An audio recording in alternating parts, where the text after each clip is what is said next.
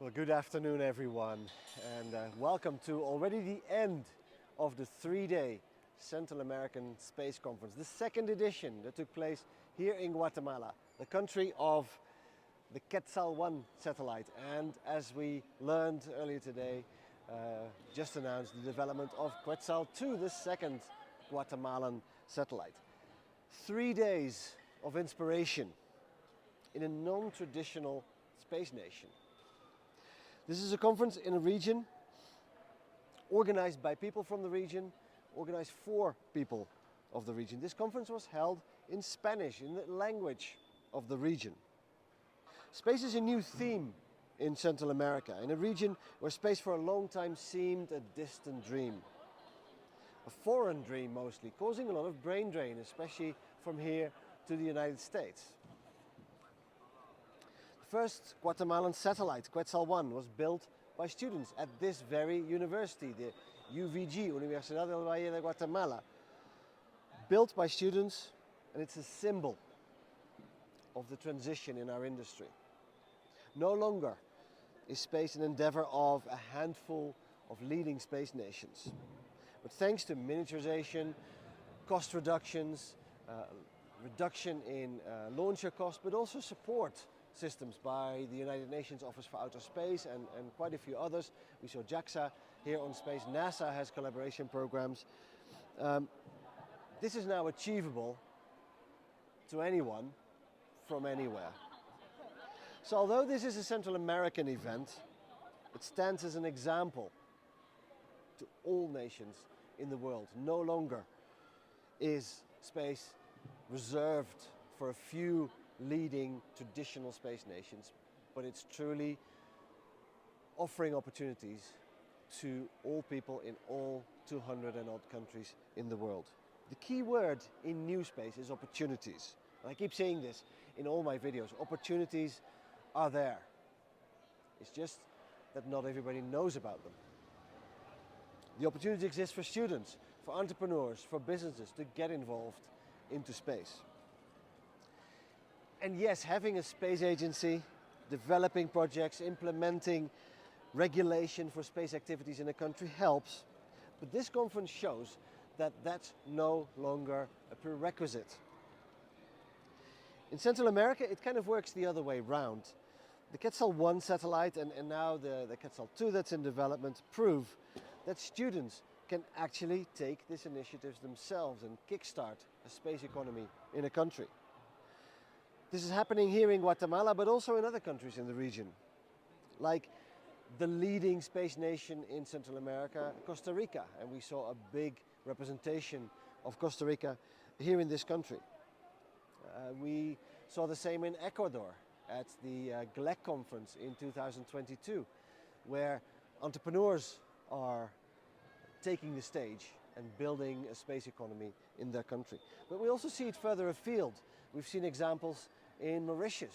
I was there a few years ago and we saw very proudly presentation of a 1U CubeSat built by a Mauritian university, and we now see the same at the Space for Island Nations conference in the Maldives. All of these showcase grassroots initiatives, and that is one of the key elements of new space. Anyone can do it, and students are in a perfect position to leverage these opportunities that exist in space nowadays.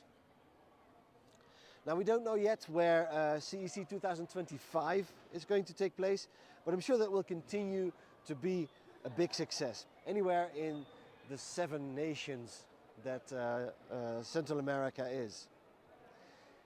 An exciting new space region, that is for sure. Now, as it was said on the first day of this conference, this is only the beginning. Esto es el inicio. The beginning of Central America as one of the many leading space nations in the world. And I truly hope that this conference will be an example to other regions and to other countries in the world that can benefit in the same way. They just need a little bit of help, and conferences like these can be that Kickstarter. A few more observations here of this conference that are sort of signs of what the new space industry is all about. The male-female balance. We saw, I would say, as many female as male students. Students is a key word. The average age here is very low. The initiative is clearly taken up by students. The number of 17, 18, 19-year-olds I've spoken to. The youngest speaker here was 8. I mean, it's incredible, the opportunities that are here. New space is the way. There's no talk about government projects or anything. No, the initiative is with these young people. And what we've seen, and it's been discussed on space, and we've seen it in some of the guests, is there used to be a large brain drain from here to mainly the US, and I mentioned it before. It's a conference in Spanish, the language of the region. We've also seen that the challenges in these regions are not necessarily the same as in other places. So that's again why it's important to have these regional conferences to focus on the challenges that exist here in the region itself, and that we don't copy what we do in Europe or in North America to Central America. What I also noticed, and maybe that's a point of criticism, and maybe we can bring that in the next edition, is there seems to be a very heavy focus on technology development. And as we all know, technology development, hardware, is only a very small portion of the space industry. There was very little talk about the opportunities of downstream, the opportunity of space data, and I really look forward to seeing that in the 3rd edition of CEC. In conclusion, this is an amazing event. I mean, what we've seen here, the excitement of all these young people to finally have these opportunities here in Guatemala, here in Central America, is absolutely mind-boggling, and I'm really looking forward to being again here next year, but also seeing this type of event being copied in countries all around the world. With that, it's been an amazing time here in Guatemala. I'm going to sign off, and I'll see you at the next space event somewhere around the world, but I promise you it will be very soon. Bye-bye.